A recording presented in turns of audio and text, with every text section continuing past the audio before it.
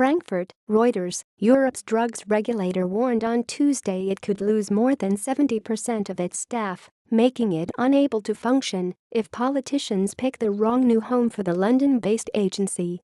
Citing a staff survey, the European Medicines Agency, EMA, said anywhere between 19% and more than 70% of employees plan to leave when the regulator moves due to Britain's departure from the EU, depending on the new location. The future of public health in Europe is at stake, the EMA said in a statement. The European Commission is assessing potential new locations for the EMA, but the decision rests with EU leaders who will try to reach a deal at their next summit in October. A final regular decision is expected a month later. An EMA spokeswoman said the full survey results had been passed on to the EU Commission.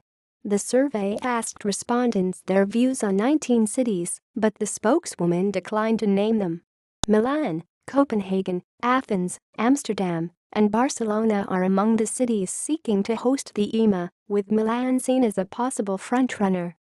For certain locations, staff retention rates could be significantly less than 30%.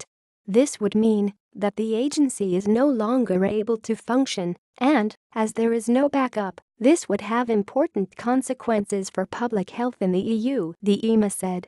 For the 5 most popular locations, staff retention rates would range between 65 and 81%, allowing for approval of new drugs and safety monitoring to largely continue, but with possible delays in some initiatives such as tackling antimicrobial resistance, the agency said.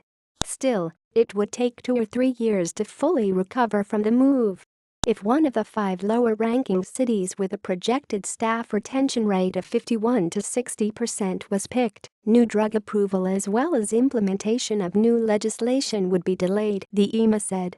Public trust in the system would start to erode, it warned, adding it would then need up to 5 years to regroup.